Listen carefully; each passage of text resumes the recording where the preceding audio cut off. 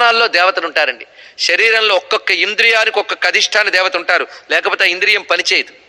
భారతీయ ఋషులు ఎంత గొప్పవాళ్ళంటే ఆ దేవతల అనుగ్రహం పొంది ఆ ఇంద్రియ శక్తిని ఎలా పుష్టి చేసుకోవచ్చో మనకు చెప్పారు. అందుకు వాగ్దేవతలు మన శరీరంలో ఎక్కడెక్కడ ఉంటారు అనేది గ్రహించితే అదొక ఆశ్చర్యకరమైన విజ్ఞానం. అది ఇప్పుడు గ్రహించే ప్రయత్నం చేద్దాం. మొత్తం పలుకులు బయటికి రావడానికి మన ఈ కంఠం నుంచి శిరస్సు వరకు ఉండే చోట్లు మొత్తం 8 చోట్లు చూడండి. ఒకటి కంఠము, ఇది ప్రధానం. తర్వాత తాళు అంటే దవడలు. ఆ తర్వాత ఓష్ఠములు అంటే పెదవులు, ఇది మూడవది. ఇక తర్వాత దంతములు. దంతాలు వరుసలు రెండైనా దంతాలన్నీ కలిపి ఒకటిగానే చెప్పుకోవాలి. అలా ఇక్కడ కంఠము, తాళువు, ఓష్ఠములు, దంతములు. దాని తర్వాత మూర్ధము. మూర్ధం అంటే పైన అంగిలి భాగం అని అంటారు, ఇది మూర్ధము. దాని తర్వాత ప్రయత్నాలు, 2 రకాల ప్రయత్నాలు ఉంటాయట. ఇప్పటి వరకు 5 చెప్పుకున్నాం కదా. మాట్లాడడానికి 2 రకాల ప్రయత్నాలు జరుగుతాయి. ఒకటి అభ్యంతర ప్రయత్నం, రెండవది బాహ్య ప్రయత్నం. లోపల నుండి మనం చేసే ప్రయత్నం ఒకటి, ఇంకోటి బాహ్య ప్రయత్నం. ఈ 2 రకాల ప్రయత్నాలు ఇప్పటికి ఎన్నయ్యాయి? 7 అయ్యాయి. ఇక 8వది ప్రధానంగా చెప్పబడుతున్నది నాలుక. ఇది అత్యంత ప్రధానం, మిగిలిన అన్నిటికంటే దీనికి ప్రత్యేక స్థానం.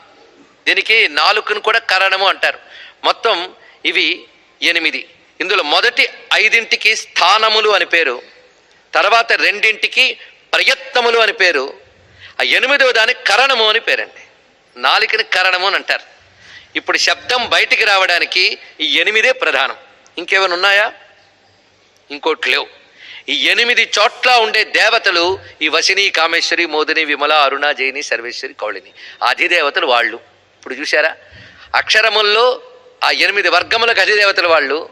మనకు శబ్దం పలికేటప్పుడు 8 చోట్లు ఏవైతే ఉన్నాయో, 5 స్థానములు, 2 ప్రయత్నములు, 1 కరణము, వీటి యందు అధిష్ఠించి ఉన్న శక్తులు వారు. వీళ్ళ అనుగ్రహం ఉంటేనే వాక్కు వెలికి వస్తుంది, వెలికి వచ్చిన వాక్కు అర్థమవుతుంది. అందుకు ఎన్ని అద్భుతమైన కవిత్వాలు చెప్పినా, సంగీతాలు పాడినా, శాస్త్రాలు వల్లించినా ఈ స్థానములు కానీ సహకరించకపోతే ఏమీ లేవండి. అందుకే అమ్మవారు అనుగ్రహం మనకి ఎన్ని రూపములుగా ఉన్నదో చూశారు కదా. ఈ వశిన్యాది వాగ్దేవతలు ఎవరు? అమ్మవారి యొక్క రూపములే. అంటే మన లోపలున్న చైతన్యమే ఈ 8 పద్ధతులుగా వాక్కుగా వస్తుంది. ఆ చైతన్యం అమ్మవారు, ఆవిడ యొక్క స్వరూపమే వాగ్దేవతలు. అందుకే అమ్మవారి నుంచి వచ్చినటువంటి 8 రకాల కిరణాలు. ఇంకా విశేషాలు చాలా ఉన్నాయి, గ్రహించి ఓపిక ఉండాలే కానీ ఈ 8 రకాల మంత్రాలకు సంబంధించిన విశేషములండి. కొన్ని మంత్రములు వశిని మంత్రములు. అంటే అర్థం ఏంటంటే, ఏవైనా మనకు లొంగుబాటులోకి రావాలి అంటే చేసే మంత్రములకు వశ్యకర మంత్రములని పేర్లు, వశీకరణ మంత్రములు. వశీకరణ మంత్రాలంటే మళ్ళీ క్షుద్రమైన అర్థంతో తీయొద్దండోయ్. సృష్టిలో ఏదో ఒకటి మన వశం కాకపోతే మన పని జరగదు. ఆఖరికి మన ఆఫీసర్, పై ఆఫీసర్ మన వశం కాకపోతే మన ఫైల్ మీద సంతకం జరగదు. ఇంట్లో వాడి మాట ఆవిడ వినకపోతే ఆ ఇంట్లో పని జరగదు. అందుకే ఆయనకి ఆవిడ వశీకరణ అవ్వాలి, ఆవిడికి ఆయన వశీకరణం కావాలి.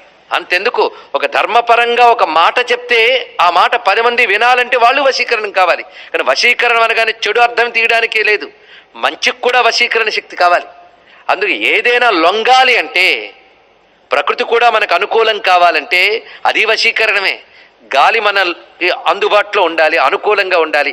కనుక వశీకరణం అనే బదులుగా ఇంకో మాట అనుకుంటే కొంచెం బాగుంటుంది. నిజాన్ని వశీకరణ కూడా తప్పు మాట కాదు, కానీ వ్యవహారాల్లో కొన్ని తప్పుడు అర్థాల్లో వాడడం వల్ల అది వింటే తప్పుడు అర్థమే స్ఫురిస్తుంది, అదొక బాధ. అందుకు వశీకరణం అంటే ఏంటో కాదు, అవతలివి మనకు అనుకూలం అవ్వడం. ఇది కావాలని ఎవరికి లేదో చెప్పండి, అందరికీ ఉంది కదా. అలాగ మనకి అవతలివి వశం కావడానికి పనికొచ్చే మంత్రములకి వశీకరణ మంత్రములని పేరు. వాటన్నిటికీ అధిదేవత ఆ మంత్రస్వరూపాలన్నీ వశిని మంత్రములు. ఇదొకటి. అలాగే కామేశ్వరి, కామం అంటే కోరికలు. ఒక్కొక్క కోరిక తీరడానికి ఒక్కొక్క రకమైన మంత్రములు ఉన్నాయి. ఆ మంత్రములన్నీ కలుపుకుంటే ఆ మంత్రములకు అధిదేవత కామేశ్వరి. ఇలా చూడండి, ఆలోచించండి. ఒక దేవత పేరు ఊరికే పెట్టరు, అందులో అర్థం తెలుసుకోవాలి.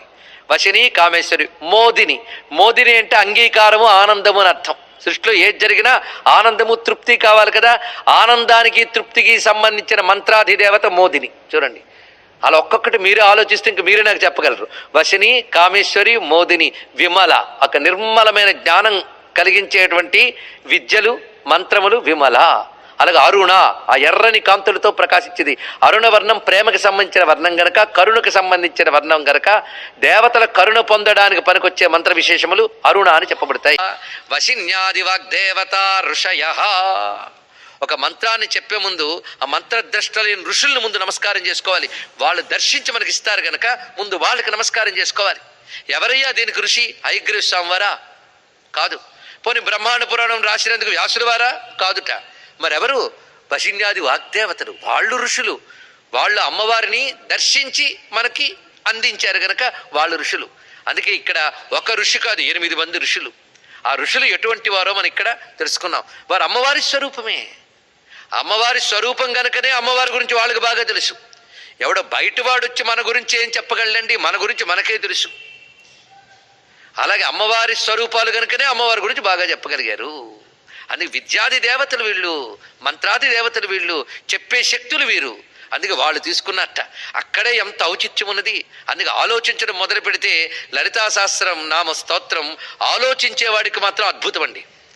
ఆలోచించే శక్తి లేకపోతే మాత్రం నేనేం చెప్పలేను. మొత్తానికి ఆలోచన పరులకి ఒక అద్భుతం లలితా సహస్రనామ స్తోత్రం. వాళ్ళని పిలిచి అమ్మవారు చెప్తున్నారు, భవత్యోవత్ ప్రసాదేన్న ప్రోల్లసద్వాగ్విభూతయ. మీరు నా అనుగ్రహం చేత వాగ్వైభవము కలవారు అని అంటోందట అమ్మవారు వశిన్యాది వాగ్దేవలతో. సాక్షాత్ లలితాదేవి చెప్తోంది ఈ మాట. మిమ్మల్ని నేను ఎందుకు నియోగించానంటే, ఒక్కొక్క దేవతని అమ్మ నియోగిస్తుంది. ఎందుకో చూడండి. మద్భక్తానాం వాగ్విభూతి ప్రదానే వినియోజితా. నా భక్తులకి వాగ్వైభవం ఇవ్వడానికే మీరున్నారు. అంటే అమ్మవారి భక్తులకి వాక్కులు ఇచ్చేవాళ్ళు వీళ్ళు. అమ్మవారిని మనం ఆశ్రయిస్తే అమ్మవారికి సంబంధించిన కొన్ని డిపార్ట్మెంట్ల నుంచి కొందరు వస్తారండి మనల్ని అనుగ్రహించడానికి. లలితా సహస్రనామ స్తోత్రం చదివితే చివరికి తెలుస్తుంది. ఈ సహస్రనామ స్తోత్రం చదివే వాడి మీద ఎవడైనా దుష్ప్రయోగం చేస్తే ప్రత్యంగిర అనే దేవి వచ్చి అడ్డుకుంటుందిట. అంటే అమ్మవారి దగ్గర ఉన్న శక్తులు అవన్నీ అమ్మ నుంచి వచ్చినవే. సూర్యుడి నుంచి వచ్చిన కిరణాలు ఎలా మనల్ని రక్షిస్తున్నాయో అమ్మ నుంచి వచ్చిన దేవతలు మనల్ని అలా కాపాడుతున్నారు.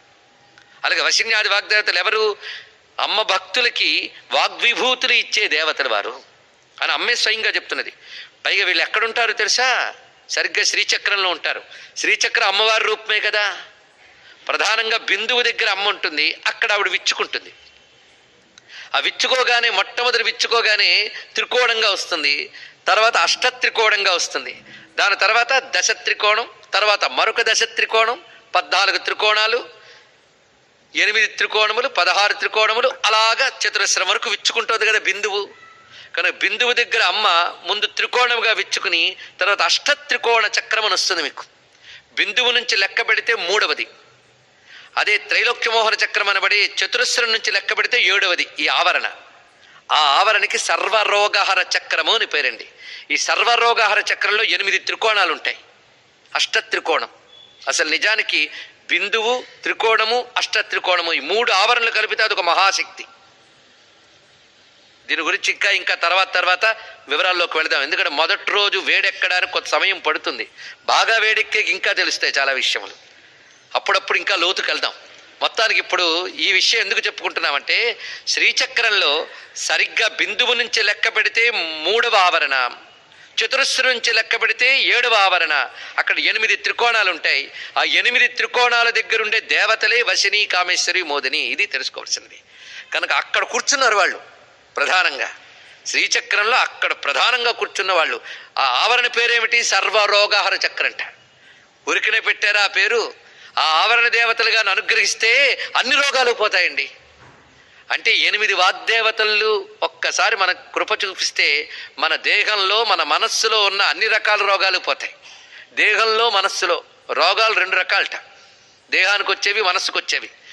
కానీ దేహం కంటే లోపలవే ఎక్కువ.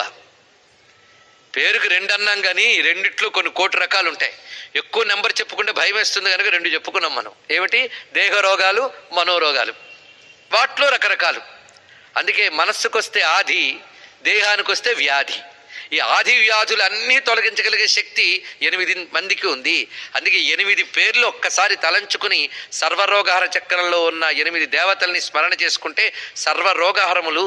అది దీనికి ఉన్న ప్రత్యేకత. అందుకు వశిన్యాది వాగ్దేవతల స్థానం ఏంటి, వాళ్ళ మహిమ ఏమిటి, ప్రభావం ఏమిటో ఇక్కడ చెప్పుకున్నాం. కేవలం వాగ్దేవతలు మాత్రమే కాదు, రోగాల్ని పోగొట్టగలిగే నాదశక్తులు వీళ్ళు. అటువంటి నాదశక్తులు సర్వమంత్రములకు మూల దేవతలు. ఎందుకంటే మీరు ఏ మంత్రం చేయాలన్నది అక్షరమేగా. ఏ మంత్రంలోనూ అక్షరాలు శబ్దాలు ఉంటాయి. అన్ని శబ్దాలు అన్ని అక్షరాలకి వీళ్ళే దేవతలైనప్పుడు సర్వమంత్రాది దేవతలు వీళ్ళు. అంత శక్తిమంతులు. అందుకు వాళ్ళని అమ్మవారు ప్రత్యేకించి స్తుతిస్తున్నారు, కీర్తిస్తున్నారు ఇక్కడ. అందుకు మచ్చక్రస్య రహస్యజ్ఞా మమ నామపరాయణా మమ స్తోత్ర విధానాయ తస్మాదాజ్ఞాపయామి వహ. మీకు నేను ఆజ్ఞాపిస్తున్నాను. ఎందుకంటే మీరు వాగ్విభూతులు, మీరు నా యొక్క చక్ర విజ్ఞాన రహస్యాలు తెలిసినవారు. ఇంకోటి మమ నామపరాయణ, ఎప్పుడూ నా నామములే పారాయణం చేస్తూ ఉంటారు. అందుకు నా స్తోత్రాన్ని రచించడానికై మీకు నేను ఆజ్ఞాపన చేస్తున్నాను. అమ్మ ఆజ్ఞాపించిందిట వాళ్ళకి. అప్పుడు వాళ్ళు సరైన సమ్మతించారు. అందుకు కురుధ్వం అంకితం స్తోత్రం మమ నామ సహస్రకై, నాకు అంకితముగా సహస్రనామ స్తోత్రం చేయండి. అంకితము అంటే అర్థం ఏంటి? సాధారణ అంకిత శబ్దం ఈ రోజుల్లో ఒక అలవాట్లో వాడుతున్నాం. అంకితము అనే మాటకి నిజమైన అర్థం ఏంటంటే గుర్తు కలది అని అర్థం. అమ్మవారిని తెలియజేసేది. అంకితం అంటే తెలియజేయునది, గుర్తు చేయునది, ఇది అర్థం అండి అంకిత శబ్దానికి. అందుకు నాకు అంకితమైనది అంటే అమ్మవారిని తెలియజేసేటటువంటి స్తోత్రాన్ని తయారు చేయమనగానే వాళ్ళు మొత్తం 8 వాగ్దేవతలు కూడా భావన చేసి ఈ స్తోత్రం సిద్ధం చేశారట. అమ్మ సిద్ధమైపోయింది అన్నారు. ఇది ఎక్కడ పఠించాలో నేను చెప్తాను అని అమ్మవారు ఒక గొప్ప సభ ఏర్పాటు చేశారండి. ఇప్పటి వరకు అమ్మవారు ఆజ్ఞాపన అయిపోయింది. వసిన్యాది వాగ్దేవతలందరూ కలిసి అమ్మవారి స్తోత్రం సిద్ధం చేశారు. ఇప్పుడు ఆ స్తోత్రం ఇప్పుడు బయటకు తీసుకురావాలి. ఆవిష్కరణ అన్నమాట. ఆ తయారైన స్తోత్రాన్ని ఆవిష్కరించాలి. ఎక్కడ ఆవిష్కరించారో తెలుసా? మొట్టమొదటి లలితా సహస్రనామ స్తోత్ర ఆవిష్కరణ సభ ఎక్కడ జరిగింది? మణిద్వీపంలో జరిగిందండి. మొట్టమొదటి జరిగింది మణిద్వీపంలో. ఎలా జరిగిందో మనం కూడా ఆవిష్కరణ సభలోకి ప్రవేశిద్దాం. అక్కడ తతః కదాతి సదసి స్థిత్వా సింహాసనే అంబికా. ఆ మణిద్వీపంలో చింతామణి గృహం, అక్కడ ఒక పెద్ద సభ. ఆ సభలో అమ్మవారు పంచబ్రహ్మాసనం మీద కూర్చున్నట్ట. అంబిక. అమ్మవారికి ఎన్ని పేర్లున్నా ఈ పేరే చాలా బాగుందండి. అందుకే మనం అమ్మవారు అన్నాం కదా, ఎన్ని పేర్లున్నా అమ్మవారే. అందుకే అంబిక అంటే అమ్మవారే. అమ్మవారు కూర్చున్నట్ట ఎక్కడ? సింహాసనం మీద. అమ్మవారు ఎప్పుడైతే సభ ఏర్పాటు చేశారో వెంటనే ఆ సభకి అనేక మంది వచ్చారు. ఎందుకంటే ప్రపంచాన్ని నిర్వహించే సభ అది. ప్రపంచ నాయకురాలి సభ కదా, మరి ప్రపంచాన్ని నిర్వహించే వాళ్ళందరూ వచ్చారట. ఎంతమంది వచ్చారో చూడండి. కోట్ల కొలది సరస్వతి బ్రహ్మదేవులు వచ్చారట. కోట్ల కొలది. కోట్ల కొలది లక్ష్మీనారాయణులు వచ్చారు. కోట్ల కొలది ఉమామహేశ్వరులు వచ్చారట. ఇదేమిటి ఆశ్చర్యం! అయోమయం ఏం అక్కర్లేదు. ఎన్ని కోట్ల బ్రహ్మాండాలు ఉన్నాయో అన్ని బ్రహ్మాండాల్లోని సృష్టి స్థితిలయలు జరుగుతున్నాయి కదా. కనుక ఈశ్వర శక్తి ప్రతి బ్రహ్మాండంలోని బ్రహ్మ విష్ణు రుద్ర రూపాలతో ఉంటుంది ఒక్కొక్క బ్రహ్మాండంలో. అలాగే అనేక కోట్ల బ్రహ్మాండాలు ఉన్నాయిగా. అన్ని కోట్ల బ్రహ్మాండాల నుంచి కూడా ఆ సృష్టి స్థితిలయ కారకులు బయలుదేరారు అక్కడికి, అమ్మవారి యొక్క దివ్య సభలోకి. వారందరూ ఉన్నట్ట. మరి అన్ని కోట్ల మంది కూర్చున్నారు అంటే ఆ సభ ఎంతది! అలాంటి మణిద్వీపంలో సభ. ఇంకా అమ్మవారి యొక్క పరివార దేవతలందరూ వచ్చి కూర్చున్నారు. మంత్రిని దండిని ముఖ్యా సేవార్థం సముపాగతా. శ్యామలాదేవి, వారాహాదేవి, ఇంకా శక్తయో వివిధాకారా, ఇంకా అనేక రకములైన అమ్మవారి యొక్క వివిధ శక్తులు, పరివార దేవతలు, ఉపదేవతలు, అంగదేవతలు అందరూ వచ్చి కూర్చున్నారండి. ఇంకా సభను మనం ఊహించుకోవలసిందే. ఊహించుకోవలసిందా? ధ్యానించుకోవలసిందే. ధ్యానిస్తున్నారు కదా, అలా కూర్చున్నట్ట. ఇంకా గురువులు వచ్చారండి. గురువులు 3 రకాలుగా ఉంటారు. దివ్యౌఘ, సిద్ధౌఘ, మానవౌఘ. ఓఘము అంటే సమూహము అని అర్థం. సమూహము. దివ్యౌఘ దేవతలకు సంబంధించిన గురువులు. అమ్మవారి విద్యలో దేవతలు ఉన్నారు, సిద్ధపురుషులు ఉన్నారు, మానవులుగా వచ్చి ఉపాసన వల్ల తపస్సు వల్ల గొప్పవారైన ఋషులు ఉన్నారు. అలా 3 రకాలు. అందుకు దివ్యౌఘ అంటే దేవకోటికి సంబంధించిన గురువులు. ఇక సిద్ధవుగా సిద్ధకోటికి సంబంధించిన వారు అగస్త్య, లోపాముద్ర, వీళ్ళందరూ సిద్ధ గురువులండి. ఇక మానవ గురువులు, ఇందులో మనకు భగవత్పాదులు మొదలైన వారందరూ కూడా మానవ రూపంలో అవతరించి గురువులైనటువంటి వారు మానవౌఘము అని చెప్పబడుతుంది. ఇలాగా దివ్యౌఘ, సిద్ధౌఘ, మానవౌఘ వీళ్ళందరూ వచ్చేట. దివ్యౌఘ మానవౌఘాశ్చ సిద్ధౌఘాశ్చ సమాగతా తత్ర శ్రీ లలితాదేవి సర్వేషాం దర్శనం దదౌ. అక్కడ అమ్మవారు వీరందరికీ దర్శనమిచ్చారు ఆ భవ్యమైన సింహాసనంలో కూర్చొని. అప్పుడు అమ్మవారు సైగ చేశారట. సైగ చేయగానే అమ్మవారి ముందు సింహాసనాల్లో కూర్చున్నటువంటి వశిని మొదలైన 8 మంది దేవతలు లేచారు. ఒక్కసారి సభ అంతా మౌనం వహించింది. అమ్మ సైగని స్వీకరించి అప్పుడు వాళ్ళు అమ్మవారిని ఈ సహస్రనామ స్తోత్రాలతో కీర్తన చేయడం మొదలుపెట్టారు. ఇది మొట్టమొదటి సహస్రనామ స్తోత్రం పఠించిన సన్నివేశం అండి. ఎక్కడ జరిగింది? మణిద్వీపంలో ఆ చింతామణి గృహ సభలో అమ్మవారి ముందు ఇంతమంది సమూహంలో వశిన్యాది దేవతలు చదువుతున్నారు. ఎలాగా? బద్ధాంజలి పుటాస్తదా, 2 చేతులు శిరస్సు మీద పెట్టుకుని తల వంచి ఒళ్ళు పులకించిపోతూ ఉండగా అమ్మవారిని అస్తువన్నామ సాహస్రై స్వకృతై లలితాంబికాం 1000 నామాలు పఠనం చేశారు. అది చేస్తూ ఉంటే సర్వే విస్మయం జగ్ముహు ఏ తత్ర సదసి స్థితాః, మొత్తం సదస్సులో ఉన్నటువంటి మేధావులందరూ కూడాను ఆశ్చర్యపోయారట ఆ నామములు విని. అంటే వాళ్ళకే ఆశ్చర్యం కలిపేటంత విజ్ఞానం ఉందన్నమాట దీంట్లో. తతప్రోవాచ లలిత, అప్పుడు అమ్మవారు అక్కడి నుంచి చెప్పారు, విన్నారుగా ఇది నాకు చాలా ప్రీతి కలిగిస్తుంది. అందుకు మీరందరూ నా ఆజ్ఞగా స్వీకరించి ఈ సహస్రనామ స్తోత్రాన్ని ఇకపై మీరు పఠనం చేస్తూ మీ లోకాలలో వ్యాప్తి చేయించండి. ఎందువల్ల అమ్మవారు ఎంత ప్రణాళిక వేశారు అంటే సర్వజీవులు తరించాలనే కారుణ్యంతో అమ్మవారు ఇంత ప్రణాళిక వేశారండి. సృష్టిలో అందరూ తరించాలి, నా గురించి కీర్తించి తరించాలి, నా గురించి తెలుసుకోవాలి. అందుకు నా గురించి తెలియజేసే శాస్త్రము లలితా సహస్రనామ స్తోత్రము. ఇది వీరు పఠించి తరించాలి గనక అమ్మవారు వశిన్యాది వాగ్దేవతల ద్వారా దివ్య సభలో ఆవిష్కరించి వాళ్ళందరితో చెప్తున్నారు, ఇది నాకు అత్యంత ప్రీతిపాత్రమైన స్తోత్రము సుమా, అంకితం నామభిర్దివ్యర్ మమ ప్రీతి విధాయికై, ఇది మమాజ్ఞయైవ వాగ్దేవ్యశ్చక్రు స్తోత్రం అనుత్తమం. నా ఆజ్ఞను అనుసరించి వాగ్దేవతని స్తోత్రం చేశారు. మీరందరూ కూడా శ్రద్ధతో విన్నారు కదా, దీన్ని ఇంక మీరు వ్యాప్తి చేయండి. ప్రవర్తయధ్వం భక్తేషు, చక్కటి మాట అన్నదండి అమ్మ. ఇది చాలా గొప్ప వాక్యం. ప్రవర్తయధ్వం భక్తేషు అంటే నా భక్తులలో దీన్ని ప్రవర్తిల్లజేయండి. ఎందుకంటే నా భక్తులకు తపనుంది. ఏమిటి? అమ్మవారు ప్రీతి చెందాలి. అందుకు వాళ్ళ తపన తీర్చడం కోసం నేను ఈ విద్యను ఆవిష్కరించాను. మీరు మీ బ్రహ్మాండాల్లో నా భక్తులకు అందజేయండి. అంతేకాదు ఒక్క మారు నా భక్తుడు దీన్ని పఠించినా వాడిని నేను అనుగ్రహిస్తాను అని అమ్మవారు చెప్తున్న గొప్ప వాక్యం ఇది. సమే ప్రియతమో జ్ఞేయ తస్మై కామాన్ దదామ్యహం ఇదం నామ సహస్రం మే యో భక్త పఠతే సకృత్. ఒక్కసారి పఠించినా చాలు భక్తితో. అది నా భక్తుడైన వాడు దీన్ని ఒక్కసారి పఠించినా నేను సంతోషిస్తాను. దీన్ని శ్రీచక్రమునందు ఆరాధించి జపం చేసి పఠించవచ్చు. ఇది ఒకటి చెప్పింది. అంతేకాదు శ్రీచక్ర ఆరాధన చెయ్యకపోయినా, నా మంత్రము తెలియకపోయినా, జపం చెయ్యకపోయినా ఈ సహస్రనామ స్తోత్రం చెయ్యవచ్చు అని అమ్మవారు చెప్పారు. ఇది ఈ వాక్య ప్రమాణంతోనే మనం మంత్రము లేని వారైనా సహస్రనామ స్తోత్రం చెయ్యవచ్చు. ఇది తెలుసుకోవచ్చు. సహస్రనామ స్తోత్రానికి మాత్రమే ఇది. కానీ సంప్రదాయజ్ఞులు ఖడ్గమాలకి త్రిశతికి మాత్రము మంత్రానుష్ఠానం ఉన్నవారు మాత్రమే చేయాలని నిర్దేశించారు, సంప్రదాయం తెలిసినటువంటి వారు. ఇది తెలుసుకోవాల్సిన గొప్ప విషయం. దీనికి సంబంధించి కాశీలో జరిగిన ఒక చిన్న సంఘటన ఇక్కడ గుర్తొస్తున్నది. లలితా సహస్రనామ స్తోత్రం తప్పులు లేకుండా ఎలా చదవాలో ఒకసారి కొంతమంది ముందు పఠిస్తూ పఠింపజేయడం జరిగింది.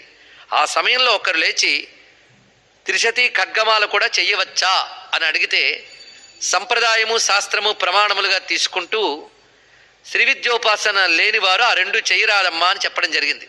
అందులోంచి ఒక ఆమె గొప్ప ఉపాసకురాలు లేచి ఒక విషయం తెలియజేశారు. మా గురువులు శ్రీ శ్రీ శ్రీ కళ్యాణానంద భారతీ సంప్రదాయానికి చెందినటువంటి మహాత్ములు, వారు మా చేత ఎప్పుడు సహస్రనామ స్తోత్రం చేయించేవారు. కానీ ఒక్కసారి మాత్రం ఆయన ఆనంద పారవస్యంతో మా అందరి చేత త్రిశతి ఖడ్గమాల చేయించారు. ఆ రాత్రి స్వప్నంలో అమ్మవారు కనబడానికి చెప్పిందట, నాయన మంత్రం లేని వారి చేత మాత్రం త్రిశతి ఖడ్గమాల చేయించకు అని చెప్పింది. వెంటనే మరోజు సభలో ఆయన చెప్పారట. ఆ విషయం ఆ తల్లి అనుభవంతో చెప్పగానే ఓహో, శాస్త్రానికి అనుభవ ప్రమాణం కూడా దొరికిందనమాట అని సంతోషించడం జరిగినది. అదొక్కసారి ఇక్కడ సహృదయులతో పంచుకుంటున్నాం. మొత్తానికి సహస్రనామానికి మాత్రము అమ్మవారు చెప్పిన మాట స్పష్టంగా, మా మర్చయతువా మావా విద్యాం జపతువా నవా కీర్తయేన్నామ సహస్రం ఇదం మత్ప్రీతయే సదా. ఈ వాక్యం జాగ్రత్తగా గుర్తుపెట్టుకుంటే నన్ను అర్చించినా అర్చించకపోయినా, నా మంత్రమును జపించినా జపించకపోయినా, భక్తితో ఈ నామసహస్రం చదివితే మత్ప్రీత్యా సకలాన్ కామాన్ లభతే నా అత్ర సంశయ. నేను ప్రీతి చెందుతాను, అతడి కోరికలన్నీ తీరుతాయి, ఇందులో సందేహం లేదని అమ్మవారు అన్నారు. అమ్మవారు అలా అన్నాక ఇంకా సందేహం ఎందుకండి? అందుకే ఈ సహస్రనామ స్తోత్రం అందరూ తప్పులు లేకుండా కీర్తించవచ్చు తగిన నియమాలతో. తస్మా నామ సహస్రం మే కీర్తయధ్వం సదా ఆదరాత్. ఇక్కడ ఈ క్లాజెస్ అంటారండి వీటిని. ఈ షరతులు మాత్రం బాగా గుర్తుపెట్టుకోవాలి. ఆదరాత్, భక్త్యా, ఆదరంగా భక్తిగా చదవండి. కనుక సహస్రనామాలు ఎలా చదవాలి? ఆదరంగా, ప్రేమగా. ఉత్తరాదిలో మాట అంటారండి, ప్రేమ్ సే బోలో జయమాతాది అని. ఆ ప్రేమ్ సే బోలో అది కావాలి. ఊరకన యంత్రాల్లో కొందరు చేస్తుంటారు, అది కాదు కావాల్సింది. ఆదరాత్, భక్త్యా. అయితే మొట్టమొదటి ఇవన్నీ రావు, చేయగా ఎప్పటికైనా వస్తుంది. అందుకే 1000 మార్లు ఎందుకు చదవమని చెప్తారంటే ఒక్కసారైనా సరిగ్గా చదువుతామేమోనని. ఒక్కసారైనా గట్టిగా అంటే అది చాలు మనకి, అంత విశిష్టమైనది. పైగా అన్ని మార్లు పఠిస్తే ఒక్కసారి భక్తిగా చేయగలిగేటువంటి మహిమ లభిస్తుంది మనకి. తదాజ్ఞయా తదారభ్య బ్రహ్మ విష్ణు మహేశ్వరా శక్తయో మంత్రిణీ ముక్ష ఇదం నామశాస్త్రకం పఠంతి భక్త్యా సతతం లలితా పరితుష్టయే. అప్పుడు అమ్మవారు ఆ సభలో అలా ఆజ్ఞాపించిన తర్వాత బ్రహ్మ విష్ణు మహేశ్వరులు, ఇతర శక్తులు, శ్యామలా వారాహి దేవతలు వీరందరూ కూడా ఆ సమయం నుంచి లలితా సహస్రనామ స్తోత్రం పారాయణ చేస్తూ ఉన్నారు. అంటే సహస్రనామ స్తోత్రం పారాయణ చేసేది ఎవరు? మనం మాత్రమే కాదు, బ్రహ్మ విష్ణు రుద్రాదులు మొదలుకుని మొత్తం మంత్రినీదేవి, దండినీదేవి అందరూ కూడా సహస్రనామ స్తోత్రాలు చేస్తున్నారట. మరి వాగ్దేవతలు ఇచ్చినది. అందుకే సహస్రనామ స్తోత్రం అపౌరుషేయం. తెలుసు, అపౌరుషేయం. అపౌరుషేయం అని దేన్ని అంటారు? ఇంత తెలిసిన వేత్తలు ఉన్నారు కనుక నాకు ఉత్సాహం. వేదాన్ని అంటారు అపౌరుషేయమని. ఎందుకంటే వేదాలు ఎవడు మానవుడు సృష్టించినవి కావు. యస్య నిశ్వసితం వేదాహ అని ఉపనిషత్తు చెప్తోంది కదా. పరమాత్మ యొక్క ఊపిరులు ఎవడు తయారు చేయడు, పరమాత్మ నుంచి సహజంగా వచ్చాయి. అందుకే వేదములంటే పరమాత్మ యొక్క శబ్ద రూపములు. అందుకే అవి పురుష సృష్టి కాదు, జీవ సృష్టి కాదు, జీవులెవరూ తయారు చేయలేదు. అందుకే అపౌరుషేయం అని దానికి పేరు. అలాగా ఇది కూడా జీవులెవరూ తయారు చేయలేదు, సాక్షాత్ అమ్మవారి వాగ్రూపములే వెలికి వచ్చి సహస్రనామములు అందించాయి గనక లలితా సహస్రనామ స్తోత్రం సాక్షాత్తు వేదమే. ఇది తెలుసుకోవాల్సింది. ఆ వేద పారాయణంలో ఎంత శక్తి ఉన్నదో సహస్రనామ స్తోత్రానికి అంత శక్తి ఉన్నది. ఇంకా వేదానికి ప్రత్యేకమైనటువంటి సంస్కారములు, అధికారాలు చెప్పారు. అంత నియమాలు లేకుండానే సహస్రనామ స్తోత్రం చదివి అంతటి ఫలితాలు మనం పొందవచ్చు. ఇంత విశేషంగా వివరించి అందుకే దీన్ని రహస్యనామ స్తోత్రం అన్నానయ్యా అన్నారు. ఎవరు? హైగ్రీష్వారు. ఇప్పుడు చూడండి రహస్యం ఎందుకన్నారో. బయటకు పేర్లలా కనబడుతున్నాయి కానీ ఇందులో శ్రీచక్రానికి సంబంధించిన విశేషాలు ఉన్నాయి, శ్రీవజ్జికి సంబంధించిన మర్మాలు ఉన్నాయి. అంతేకాదు యోగశాస్త్ర రహస్యాలున్నాయి, మంత్రశాస్త్ర సంకేతాలు ఉన్నాయి. ఒకటేమిటి, ఎన్నెన్నో ఉన్నాయండి. అసలు రహస్యం అనేది ఏంటంటారు అది తెలుసుకోవాలి. అది తెలిస్తే పైగా రహస్యం చెప్తామంటే భలే ఆసక్తి ఉంటుందండి ఎవరికైనా. రహస్యం చెప్తారంటే భలే కదా. సరే రహస్యం అని దేన్ని అంటారు ఒక్కసారి చూద్దాం. ఒక్కసారి ఇదం గుహ్యతమం శాస్త్రం అనే మాట మనకి భగవద్గీతలో 15 అధ్యాయాల్లో కనబడుతుంది. స్వామి చెప్తున్నాడు ఇది గుహ్యతమం. గుహ్యతమం అంటే రహస్యాల్లోకెల్లా రహస్యమయ్యా ఇది అన్నారు. ఇది భగవద్గీత. అయ్యా యుద్ధ భూమిలో నిలబడి అక్కడ చెప్తూ ఇది రహస్య విద్య అన్నాడా? పోనీ తెరవేసు గదిలో చెప్పాడా? యుద్ధ భూమిలో చెప్తూ ఇది రహస్య విద్య అంటారా? కనుక బహిరంగంగా చెప్పారా, అంతరంగంగా చెప్పారా అనేది కాదు ఇక్కడ అర్థం. రహస్య విద్యలను దేన్ని అంటారు? ఇది ఒక సాంకేతిక పదం, శాస్త్రీయ పదం రహస్యం అనేది. అంతేగాని సీక్రెట్ అని లౌకికంగా అర్థం చెప్పడానికి లేదు దీనికి. ఇప్పుడు చూద్దాం రహస్యం అంటే ఏమిటో. శాస్త్రములు 2 రకాలుగా ఉంటాయి. ఒకటి ప్రకట శాస్త్రములు, ఇంకోటి గుహ్య శాస్త్రములు. ప్రకట శాస్త్రము అంటే మెటీరియల్ సైన్సెస్, భౌతిక శాస్త్రములన్నీ ప్రకట శాస్త్రములే. మీరు అణు విజ్ఞానం చెప్పండి, ఫిజిక్స్ ఏవి చెప్పండి, ఇవన్నీ కూడా భౌతిక శాస్త్రములు, మెటీరియల్ సైన్సెస్. ఇక రహస్య శాస్త్రములు 3 రకాలుగా ఉంటాయట. గుహ్య, గుహ్యతర, గుహ్యతమ అని 3 రకాలుగా ఉంటాయి. గుహ్య అంటే రహస్య కదా. గుహ్య శాస్త్రములు అంటే ధర్మశాస్త్రములు అని. అతీంద్రియమైన విజ్ఞానాన్ని చెప్పే శాస్త్రములకు రహస్య శాస్త్రములని పేరు. ఈ నిర్వచనం గుర్తుపెట్టుకోండి. అతీంద్రియ విజ్ఞానమును చెప్పే వాటికి రహస్య శాస్త్రములు. అతీంద్రియ విజ్ఞానం 3 రకాలు. ఒకటి ధర్మం. మీరు ధర్మంగా ఉంటే స్వర్గానికి వెళ్తారు, అధర్మంగా ఉంటే నరకానికి పోతారు. ఇది ఇంద్రియాలతో రుజువు చేయగలరా? లేదు కదా. అందుకే అది అతీంద్రియ విజ్ఞానమే గనక ధర్మశాస్త్రములు, రహస్య శాస్త్రములు.